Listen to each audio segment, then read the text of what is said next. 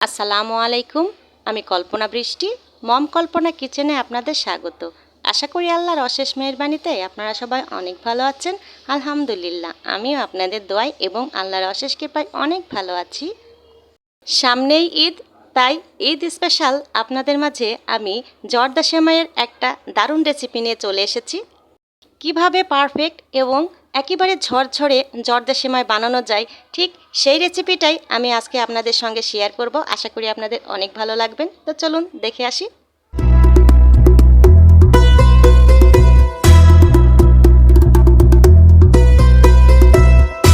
Perfect একেবারে ঝরঝরে জর্দা সেমাই বানাতে আমি এখানে 1 প্যাকেট প্রাণের লম্বা সেমাই নিয়ে নিয়েছি।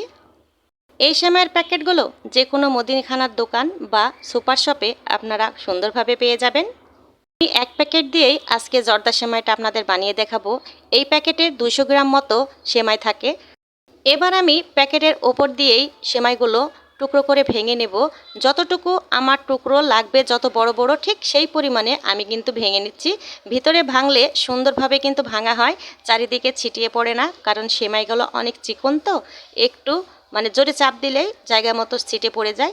দেখুন আমি কী রকম সাইজে কেটেছি। এই যে দেখুন দেখুন আমি ভেঙে নিয়েছি কিন্তু ঠিক এই সাইজে ভেঙে নিলে জর্দা সেমাইগুলো দেখতে কিন্তু খুব ভালো লাগে। সব কিছু প্রস্তুত করে চলে এসেছি কিচেনে।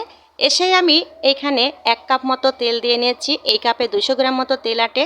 আর এই কাপের অর্ধেকটা পরিমাণ আমি ঘি নিয়ে নিয়েছি। জর্দা সেমাই বানাতে হলে অবশ্যই কিন্তু ঘি দিতেই হবে। এবার আমি দিয়ে দেব কিশমিশ, তারপরে দিয়ে দেব কাজু বাদাম, মাঝখান থেকে আমি 3 ফালা করে নিয়েছি।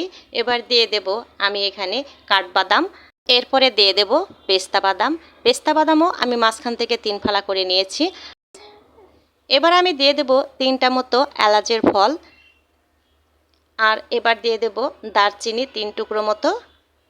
আবার এবার দিয়ে দিয়েছি একটা তেজপাতা, মাঝখান থেকে কেটে দিয়েছি। 1 প্যাকেটের জন্য একটা তেজপাতাই যথেষ্ট।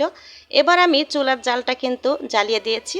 দেওয়ার পরে ভালোভাবে ঠিক আস্তে আস্তে করে পুড়ে যেন না যায় সেইভাবে আমি বাদাম আর অন্যান্য মশলাগুলো ভালোভাবে ভেজে নেব। এখানে আমি 3 রকমের বাদাম ব্যবহার করেছি বলে সবাইকে ব্যবহার করতে হবে তা কিন্তু না। যার যেটা আছে সেটা দিয়েই জর্দা সেমাই বানিয়ে নেবেন। যার যেমন সামর্থ্য ঠিক সেভাবেই জর্দা সেমাইটা বানিয়ে নেবেন। বাদাম এবং মশলাগুলো ভাজা হয়ে গিয়েছে। এবার আমি সেমাইটা দিয়ে দিয়েছি। সেমাইটা দেওয়ার পরে মাঝখান থেকে সবগুলো সেমাইকে আলাদা আলাদা করে দিতে হবে। এপাশ ওপাশ করে ভালোভাবে কিন্তু উল্টিয়ে নিতে হবে।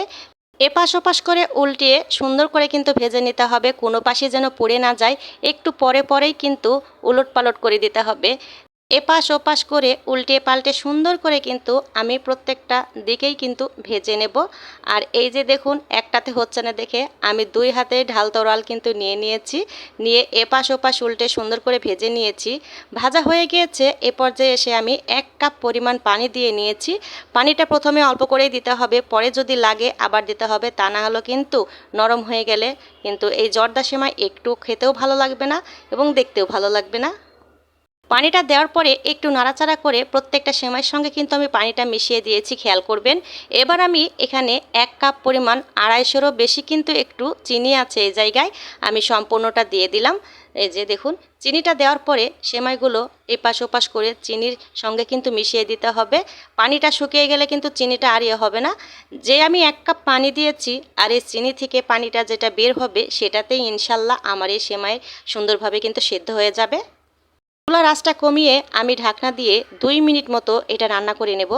এই যে দেখুন 2 মিনিট পরে আমি কিন্তু আবার ঢাকনাটা উঠিয়ে এই যে একটু নাড়াচাড়া করে দিয়েছি। দেখুন অনেক সুন্দর কিন্তু নরম হয়ে গিয়েছে। চিনিটাও কিন্তু অলরেডি গলে গিয়েছে। দেখুন কত সুন্দর আঠা আঠা একটা ভাব আছে, সেটা কিন্তু হয়েই এসেছে। দেখুন এই যে দেখুন খুব আস্তে আস্তে এই পর্যায়ে নাড়াচাড়া করে নিতে হবে। আমি বড়টা রেখে ছোটটা দিয়ে আমি নাড়াচাড়া শুরু করে দিয়েছি, কেননা বড়টাতে যদি ভেঙে যায় জর্দা সেমাই কিন্তু লম্বা লম্বা না থাকলে দেখতে ভালো লাগে না। এবার আমি এই পাশ ওপাশ করে ভালোভাবে একটু নাড়াচাড়া করেই আমি এই পর্যায়ে দিয়ে দেব এই যে নারিকেল কুড়া।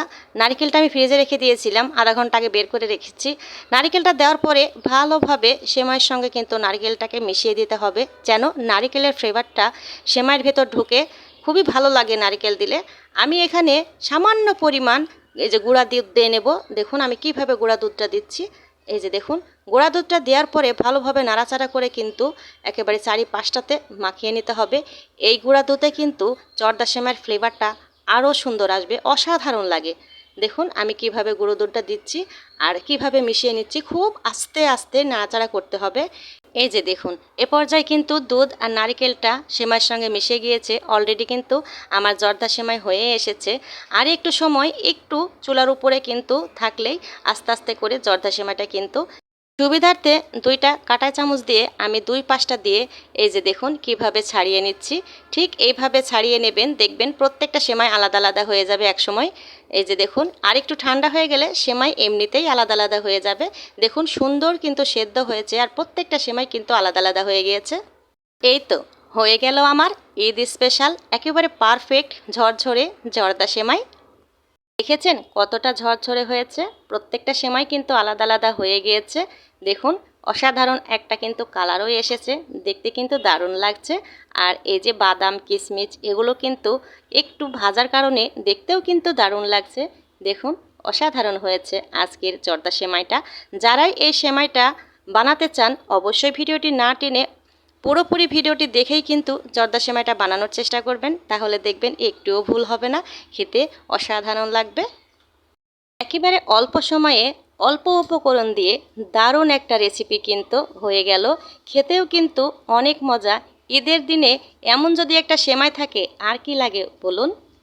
যে সমস্ত ভাই বোনেরা এই ভিডিওটি দেখছেন বা দেখবেন বা অলরেডি দেখে নিয়েছেন তাদের কাছে একটাই অনুরোধ, একটা লাইক দিয়ে দেবেন, সাথে একটা সাবস্ক্রাইব অবশ্যই করে দেবেন, পাশে থাকা বেল বাটনটা অবশ্যই প্রেস করবেন।